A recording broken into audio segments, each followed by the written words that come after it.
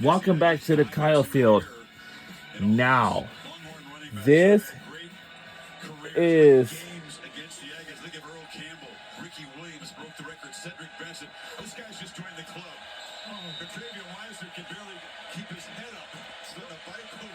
it's all down to this. Didn't have a touchdown.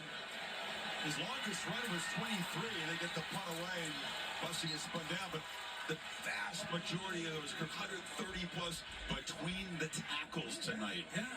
Get off the bike, throw him in the ice plunge. Well, there's time for that. There'll be a whole week of that. This Baxter, of course, the man who got injured, is supposed to be their superstar. His injury opening the door for Wisner and others to step up. Remember, they have not been able to create many big plays downfield, too high safety look. Take that part away, the threat of that away. It's E.J. Smith in for Daniels, who was just stopped a couple of times down there on the goal line. And there's a wobbly throw, and the catch is made into Texas territory. Is Noah Thomas. 13-yard gain. Clock stops for them to move the sticks, a little roll. The Aggies, of course, cannot stop it. No, good job by Reed, though, getting that ball out in a hurry to his primary receiver and able to get that clock stopped. Pressure comes, he spins free, and he'll be knocked down. Ball is out. Texas falls on it. It's Vernon Broughton, who's had a monster night, who makes the recovery that should secure Texas' spot in the Wow. championship game. Wait a minute. Broughton gets on top of it. And then after the play, something happened with Simmons, 11, where his helmet's off, and he was upset. I don't know if he was hit by a Texas A&M player or what may have happened. But Trey Moore came off the edge to knock it loose, and Vernon Broughton punctuates a humongous night by a big man in the middle of that Longhorn defense. Best defense in the country, you think? I think it is. I think the way they played all year. We'll see what happened here after the play. There were two guys that were tangled up at about the 30 to 35-yard line. I think it was Reed Adams, the center. Ruling on the field was a fumble recovered by Texas. After the play was over, personal foul, number 11 against Texas. Personal foul, number 55 against Texas A&M. Those fouls offset. Texas ball, first down. Reed Adams for the Aggies and Simmons involved. Wow. Recovered it in bounds here. Yeah, I'll tell you, you get the pressure here, get coverage downfield. They're trying to force him to his left. Now it looks like a college football playoff hopes is done completely. And then there's Broughton, how fitting for him to be able to jump on top of that fumble. Texas defense has played great all year. You ask me if they're the best defense. They're the most consistent defense without any question. And now they'll get a chance next week in Atlanta to avenge that loss to Georgia. Here's the penalty right there, offsetting with Reed Adams and Simmons well after the whistle. And we've seen a lot of that stuff today. Yeah, this defense, remember, they pitched a shutout. The Aggies points came in a pick six. They have shut out the Aggie offense. 248 total yards. They dominated on the ground. They come to Kyle Field. And after a 13-year hiatus, Texas is going to still have bragging rights. And you brought up a good point. I think it's worth reminding all of ourselves. And we're under a minute to go. And come into the SEC. There was a groundswell of, all right, come on to the back tees, boys. Let's see how you can do it in the SEC. And how about Texas? All the way to Atlanta as he puts the one up in their first year. And they're off to the SEC championship no matter what happens in that game, into the postseason, into the playoff. But right now they're focused on winning the SEC championship game against Georgia. That will be a battle of the Titans with Oh my God. And guess what? There's going to be a rematch against Georgia.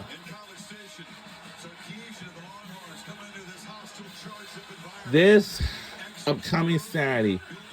God, we lost by 10 points. Now our college football playoff hopes is done completely. Oh boy. Now Texas Longhorns is now on their way to Atlanta, Georgia to face against my favorite famous team is Georgia Bulldogs. This Saturday, December 7th. Your defense had one of the best games of their season. 4th and goal. 4 minutes left in this Well, game. congratulations to the Texas Longhorns Our defense was fantastic all night. They of winning this game. interception on the tip ball for the long touchdown, but our defense was fantastic all night long. Almost 250 yards rushing in a game this physical against a front like theirs. What does that say about your team and how physical they have become late this season? Well, we challenged him about a month ago that our run game had to get going. This guy right here has been a warrior, man, this last month. So just love what the O-line's doing, the tight end, and this guy's brought a lot of heart to this unit, man. It's been great. Before I talk to you, sir, SEC championship in your first year in the conference. You Let's will listen play to in that Holly title Rowe. game. What does that mean for you in this program? Well, that was the goal coming into it. It didn't matter doesn't matter what conference we're And in. we lost SEC champions year in and year out. That's our the same last way home the game of the Texas, season. We'll see you in Now Atlanta, we've Coach. And don't you leave me. You were so good tonight. You weren't going to be the every down back coming into this season. How did you seize this opportunity? Almost 350 yards in your last 2 games. Oh, man, just coming to a program like this where your name is called, you have to be ready to step up. So, losing Cedric Baxter and having to step up, play his role for him, just being able to be there for my guys, just taking on head first mean the world to me. I'm looking at your uniform. You're covered. It's like all my fans are heading back where they have to be. Wow, we tried, man. So much to people in Texas.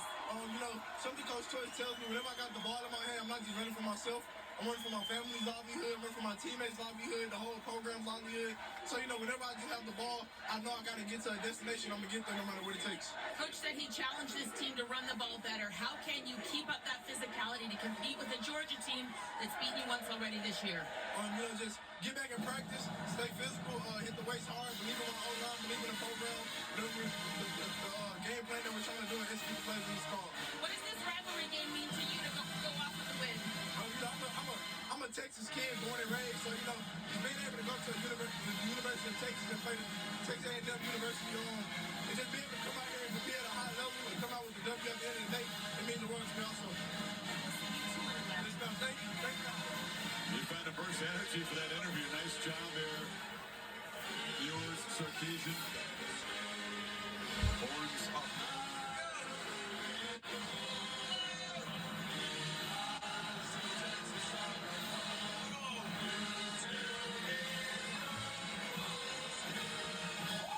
There's a lot of singing today in College Station, but they walk off the field singing their song with the horns up. And that is about as sweet as it gets for a Texas fan. The clobber Oklahoma and Red River. All right. Old rivalries renewed. You come to their place and you really do a heck of a job dominating them physically and sing your song on the way out.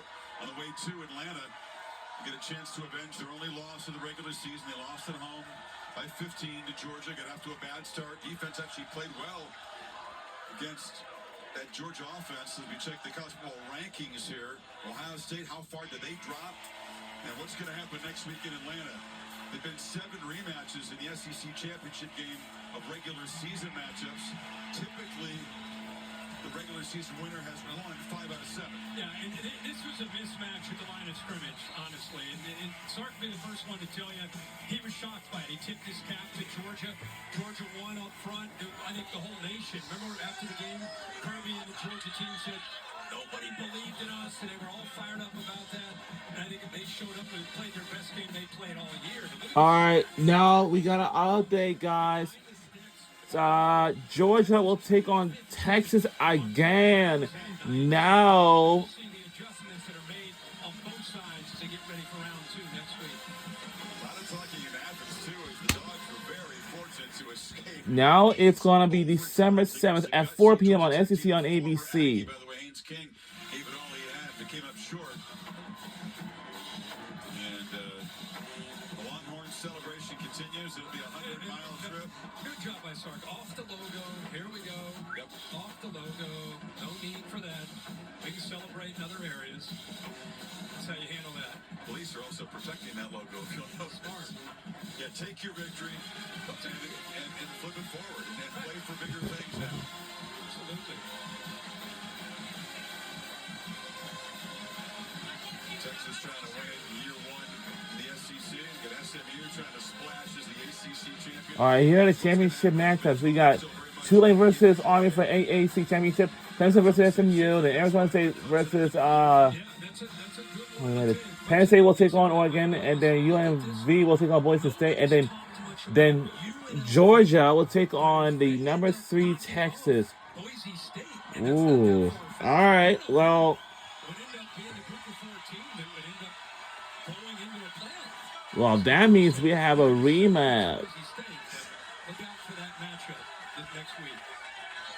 Ramirez wasn't perfect tonight. Gutsy made the big scramble on that ankle early in the game to set the tone.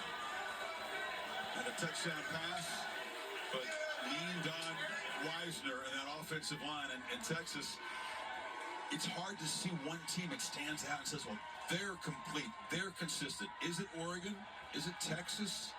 I think it's Texas. I mean, Oregon is fast. They're dynamic. It's going to be a lot of fun. What's crazy is when Georgia plays their best, they're really good, right? So who can put it together? Who can string together the consistency to play at their very best? Texas has been. All right, you're gonna have to check this out because there's gonna be a rematch again. And beat them up pretty good. Game day's been to the SEC championship game a lot of times. We've had the pleasure of watching that game ringside on the field, just kind of scouting, watching in the suite. We'll get to be in the booth for the very first time. It's our pleasure to bring you the SEC championship game. Yeah, it's different. Both teams figure to be. You know what that means? Chris Final Quick will be back in it. Championship in a very charged up environment, and of course, that's Well, we had a great season. It was been an honor to watch every single game throughout the season. We could have done it without all of you guys. We've done everything. What a great season, and we tried our best, guys. Well, it's been a pleasure tonight. Caps our regular season. We will see you from Atlanta. Tremendous job by our And we see each other back in Atlanta, Georgia. produced the game. To be Platt directed it. Thanks to Tony and Darren and Mark and Blackie in the booth and our entire crew. Except on the West Coast, stay tuned for your local news over most of these ABC stations. Kirk Herbstreit, Holly Rowe, Bill Lamagna, and our entire crew. Chris Fowler saying so long from College Station. And we'll see you in Atlanta for the Dogs and the Horns, round 2. Thank you for watching this presentation of the Southeastern Conference on ABC.